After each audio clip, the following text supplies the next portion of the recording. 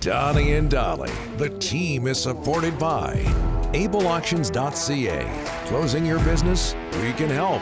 And King of Floors, your vinyl, laminate, and engineered flooring superstore.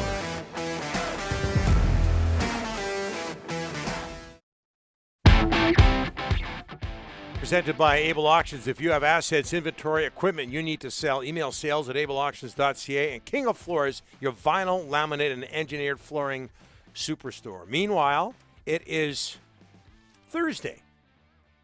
And all our Thursday guests brought to you by White Spot. Enjoy the great taste of White Spot's famous burgers, Spot's classics, and delicious breakfasts open for takeout and delivery. Canucks season ends with a 6-2 loss to the Calgary Flames in Calgary yesterday. Here to talk about what went down. Well, I don't know if we're going to talk. We didn't even do the highlights in the first segment. What happened there? What happened? You guys got to keep me on track, okay? You really want to give highlights to that game? Yes. The least watched game in Canucks history? I get paid per goal that I do in a highlight package. So let's. Sure call. We'll your do call. that later. You want it? Your call. Okay, we'll do it later. You're the boss. You're the boss. Their season ends yesterday. Players talking last night and today. Let's talk about everything from the province and the Sun. Patrick Johnston, how are you, sir? Donnie, I'm hungry after that read-in. You know, it's yes. I'd rather think about food. I think at this point, definitely not that game. I don't want to think about that game. Oh don't no, do the highlights. Well, Skip that. Good on you if you watched it. We'll get you a mushroom burger. I had to. Sent over to your place. Hey, what was it? Do you remember? We didn't talk about this in the first segment. Do you remember what your preseason prediction was for the Canucks? Where did you think they'd end up? I thought they were a playoff team. I thought they finished fourth. Thought they'd squeeze the Oilers out. But I also thought the Flames were a playoff team. So there you go. I mean, it was. I think it was an up and down year. I think some surprises, I suppose. I mean, I probably should have taken the Oilers more seriously. Definitely should have taken the Jets more seriously. Yeah. But yeah, the Canucks in the end, I mean, we knew they weren't going to be as good as last year, and they were a bubble team last year. But I just thought it was going to be, such a sort of a toss of the coin year in so many aspects that there was something about it. I figured, Hughes and Pettersson would carry the day, and in the end, they didn't, did they? No. Who or what gets most of the blame? There was COVID. There was the Pettersson injury, underperforming, the loss of some key free agents. Who's the target? I think if you're giving me that list, I think in the end it is underperforming. I mean, we're speaking with Elias Pettersson, and he openly acknowledged that he didn't start the year well. Didn't really have an explanation. He said, "I don't really know what went wrong," but that. I think him is sort of acknowledging himself, his struggles. Quinn Hughes, I mean, I asked him last night if he had an injury at the beginning of the year because we certainly all felt he was off. He said he didn't. They didn't get any goaltending early on, especially, when they were a little bit under the gun. They couldn't play, and, they couldn't play defense. And I think, for NHL players to be as bad as they were defending just on the basics, to me, was just about performance and execution as much as anything. Patty, we haven't got your thoughts yet on Jim Benning coming back. What are your thoughts? Well, I mean, it's one of those ones where obviously we've been talking a lot about it, but I go back to something I said to our old friend Paul Chapman last week, which is, if I have to say yes or no, is he coming back? I had to go with yes. There were so many things that you could point to saying, why he shouldn't be back in terms of, I think, frustrations internally with communication. I think, the fact they haven't made the playoffs nearly often enough. The fact that, he keeps bringing guys in to play these bottom six roles and they keep not scoring. The sort of way the defense has been assembled, but nonetheless, as I said, I think yesterday or the day before, someone pointed out to me this week that, at the end, the owner, Francesco Aquilini, just really likes Jim, and that kind of overrides everything. So, I mean, it's one of those ones you can't use logic here. That's the other thing I've learned covering this team for 3 years now. That logic is a dangerous thing to apply in hockey in general, but certainly to this team. So I'm not surprised to sort of that the suggestion is that he will be back. But I also never say never, I suppose, in either direction. So I don't know. What do you think? Well, and Patty, as we go to the GM, let's go to the coach. All the players are coming out today saying bring the guy back. If the players Yeah. are all saying bring the guy back, Yeah. do you bring the guy back? Well, I think it's obvious what they want. And I think everyone's been saying this. I think everyone has sort of said, especially, with the way things went in the bubble, everything he's had to do this season with no, real sort of visible support. He's had to do every media conference. He's had to speak so often on behalf of the team, not just in terms of the games, but other things that have gone on off ice, and I think, there are moments when you should have seen other faces from the organization. He's done so much for this team. It is so obvious. And yet here we are. I mean, I know you just sort of said that, if you're feeling upbeat.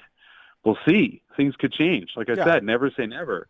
And we know that, Travis has said it. He said it yesterday. He said, his preference, he wants to stay. He does. But it may not, in the end, everyone sets their price and everyone has their conditions, and, you have to stick to those at a certain point. You do have to look out for number one. You have a family, you have a life, you have a career. Yeah.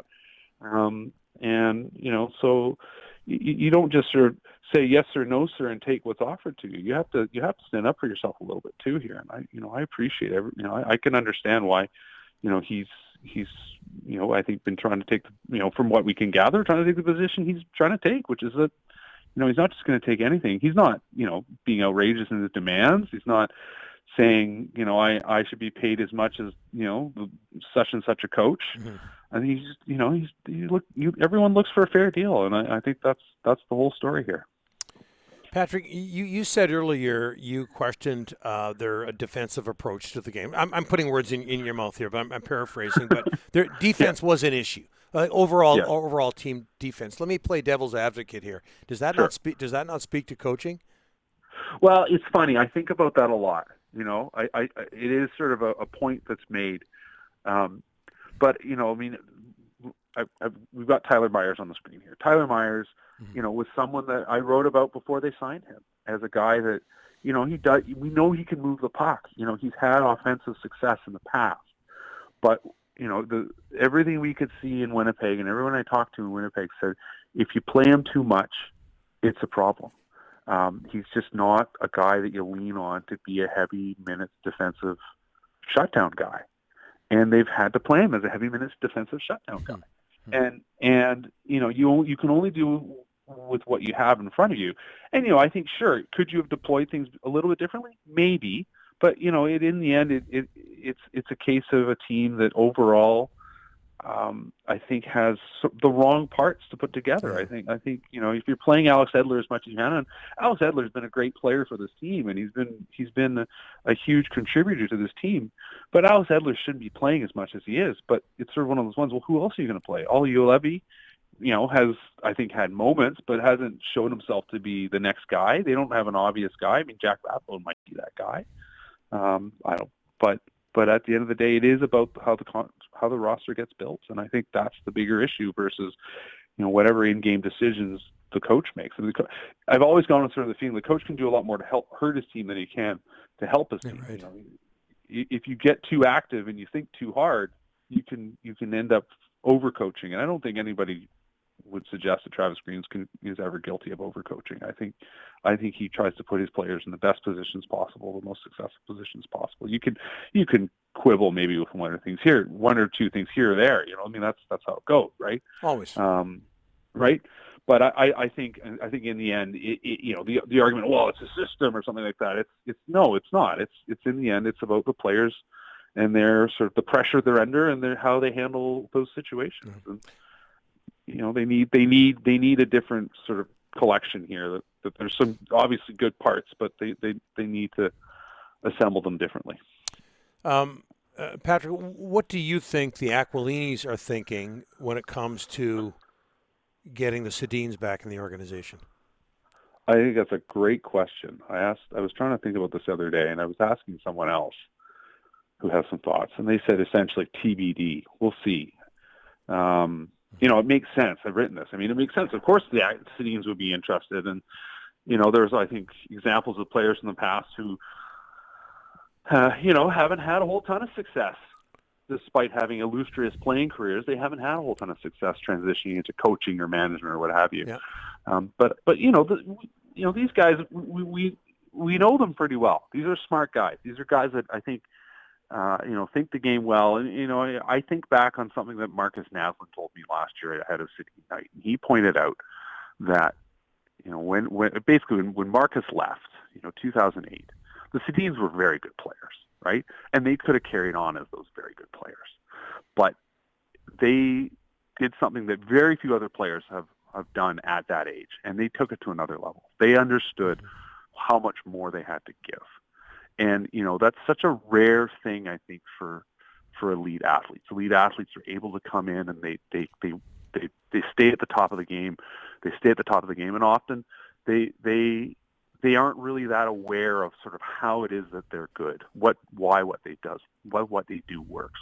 And the Sedins have always struck me as guys that understand why what they do works and understand why what the strengths of other players are.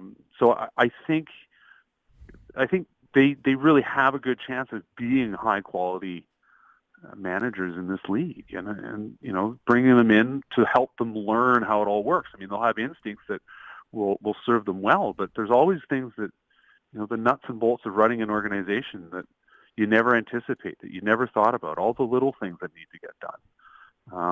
It's like becoming a parent, right? Like you think you walk in, you don't know anything, but you think you got a good sense of things, and then all of a sudden, you realize you don't, right? You're dealing with a kid in the middle of the night, and you can't figure out, it's all those little things, all the little things you pick up along the way, and you start realizing all these little things you have to do to get to the end point. And that's something they're going to need to learn. So the idea that they're going to be able to come in and fix things right off the bat, I hope nobody thinks that, and I hope nobody suggests that, because that just wouldn't be fair to them. That's not what they're there for. They're there to figure out how this all works.